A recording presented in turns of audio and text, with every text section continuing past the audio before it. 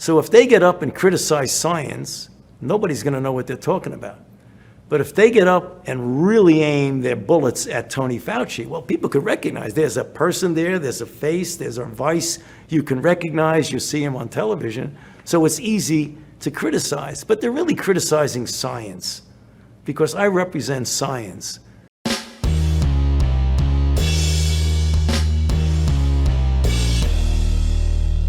How's everybody doing? My name is Anthony Brian Logan, and today we got to talk about quote-unquote Dr. Anthony Fauci resigning as President Biden's chief medical advisor and also as the head of the NIAID. That's the National Institute of Allergy and Infectious Disease, which is part of the NIH. We'll talk about the NIH, the NIAID, and all that good stuff a little bit later. But first, this is going to be effective December 2022. And how convenient is that? We have midterms coming up November this year, 2022, and it's expected to flip from Democrat to Republican. We might get the Senate as well in the midterms, so you could have a GOP-led House, a GOP-led Senate, and here you have Anthony Fauci, who has been just bungling, stumbling for the past many years, not just the past 2 years because of C-19, but also going back to the Reagan administration. He bungled the HIV/AIDS outbreak, talking about, oh, you can get it if you stay in the same house with somebody that has it. Just all kind of ridiculous things that he's done over the years. He should have been fired, resigned, or whatever many years ago. But here we are right now. He's 81 years old. He's resigning. And before I go any further, because there's a lot I want to say, let's roll some clips. I got quite a few clips from over the years. And what I need you to really focus on is the contradiction. He'll say one thing 1 minute and then a different thing the next minute. Is it because of quote unquote science has changed? I thought it was trust the science, believe the science, but the science keeps changing. So what does that mean? Trust that things are going to be different. Trust that things may change based upon new information.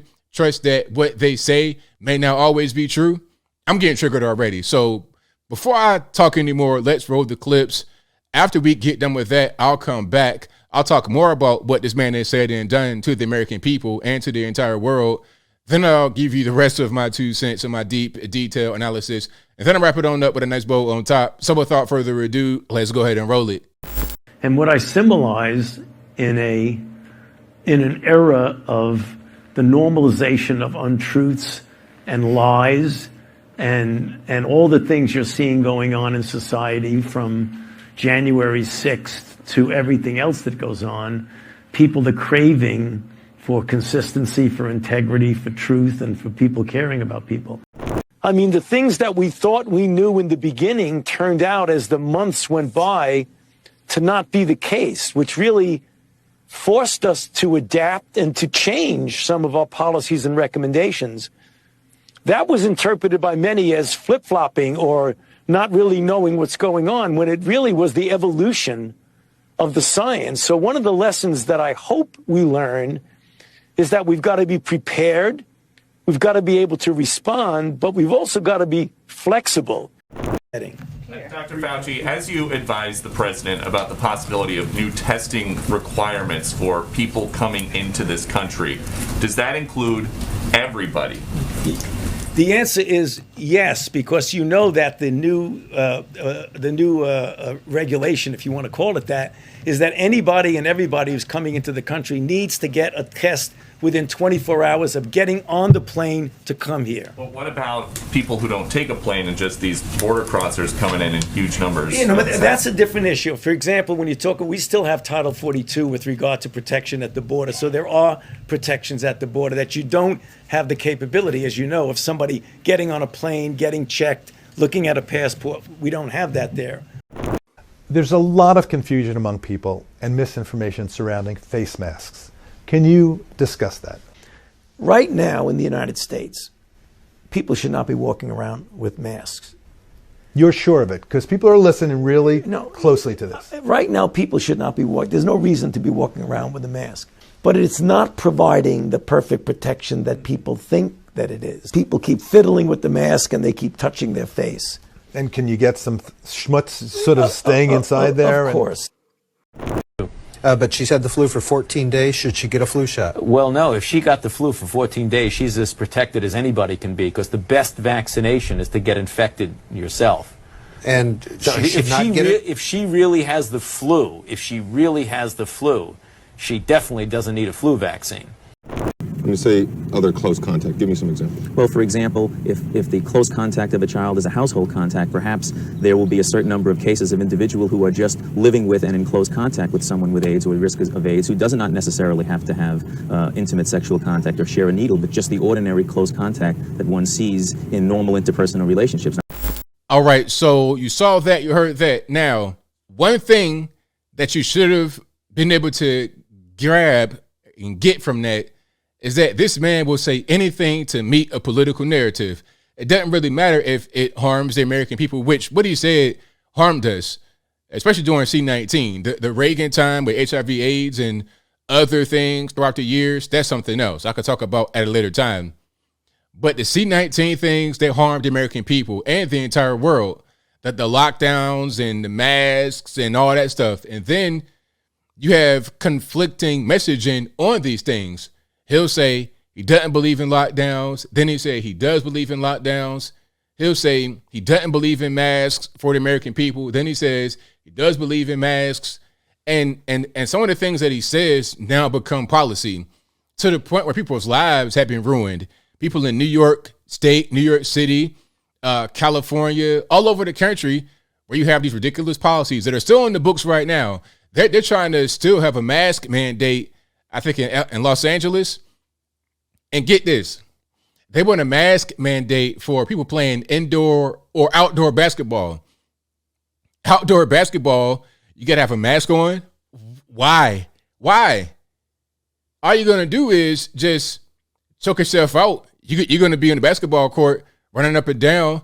You're going to start to sweat, and you're going to try to breathe real hard, but you got some paper, plastic, cardboard, or whatever blocking your oxygen airway. All you're going to do is wind up falling out because you're exhausted due to lack of oxygen. Then they got vax mandates. Oh, don't get me started on the vax mandates. All the mandates they've done, all the vax injuries that we have seen happen, allegedly. We've seen people get the vax and fall out right there on the ground. We've seen that happen. Now, can I say that it's because of the vax that made them fall out? Well, maybe I can't necessarily say that, but if you see, check it out. Just let's use your common sense, because we can get into the legalities and whatnot, but use your common sense. If you are at a place and you see someone get a shot and they fall on the ground, boom, 5 minutes later, and they did not appear to be any kind of way sick or otherwise negatively affected before the shot, what would you think the reason they fell out is? Okay? If you give me a drink of some random concoction, I drink it, and I fall out 5 minutes later, what do you think caused me to fall out? Let's just use our common sense, okay? We saw all that happening. We see the evidence of myocarditis. We see the evidence of heart issues, blood clots.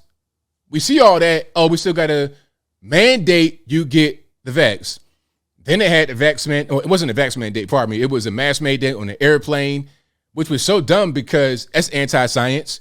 We know that the cabin of an airplane is cleaner than a hospital room, and it's much cleaner than a restaurant where you can go into the restaurant with a mask on, and we sit down to eat, take the mask off, which is dumb because usually when I'm done eating, I'm going to go out to the restaurant with no mask on anyway.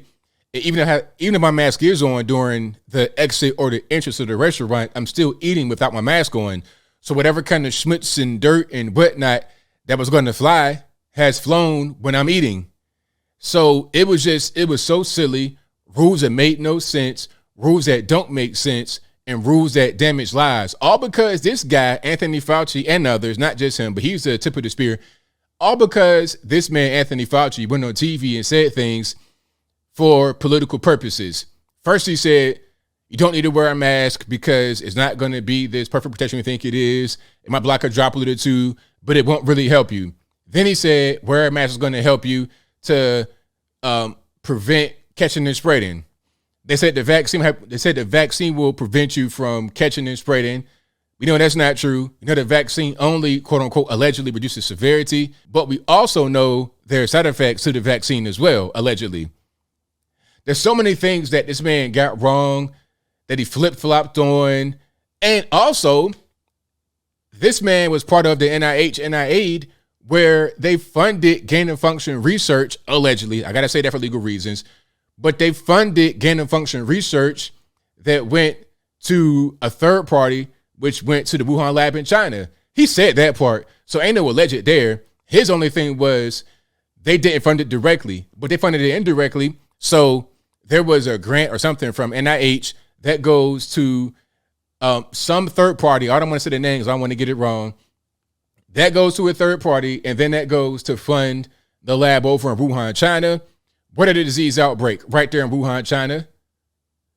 When we said that it was a lab leak, that's probably what caused it, and it didn't come from a random bat.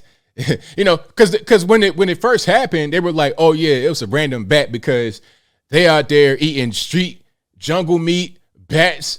It's like, really? But then we found out there was a whole research lab right there where they worked on coronaviruses. It's like, oh, what makes more sense?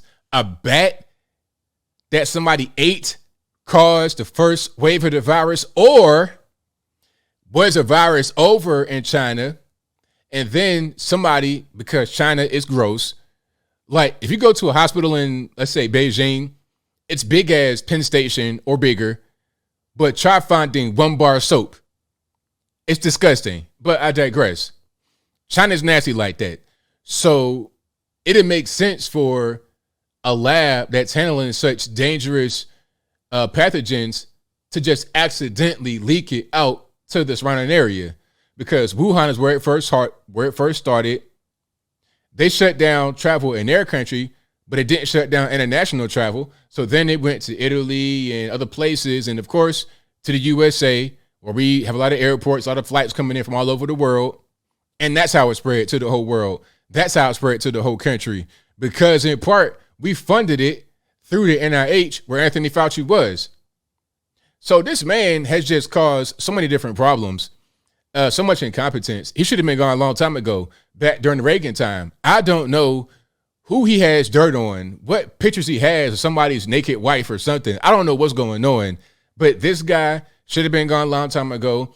And I hope that there's some kind of justice. But, you know, Washington, D.C. and their people, they pretty much protect each other. They circle the wagons around their own. That's how it is. But my only wish, my only dream would be that there's some kind of justice delivered to this man. But I think I'll leave that right there for now. And what say you? How do you feel about Anthony Fauci finally being out of his position in power? What is he even really like? What does he really do exactly? I don't know. But what I do know is that he's the highest paid government employee doing what he does. I think he's pretty much just a media. He's a government employee / media person. They do that a lot in Washington, where they'll have 2 people that serve as both. One, government employee. Prime example, you have Karine Jean-Pierre, who's a White House press secretary, the black woman. That's the government employee. Then you also have Suzanne Malveaux, the white woman from CNN. So they're in a relationship. They're together. So there you go. You have government employee, media. But Anthony Fauci is 2 in 1. That's kind of what's happening. That's why he's getting paid the big bucks. That's what's going on. But I'm glad that he's gone. And I hope that a lot of guys like him don't surface. And I can only hope that there's justice served, because what this man did to the world, to the USA, to families, people lost their lives because of this man, because of certain mandates, regardless of what you want to say, a shutdown, vax, whatever, all kind of mandates that this man promoted have hurt a lot of people all over the world, not just the US of A. But whatever your thoughts are, please let me know in the comments below. And that's all I got to say for this video. If you like what you heard, please comment, rate, share, and subscribe. Peace.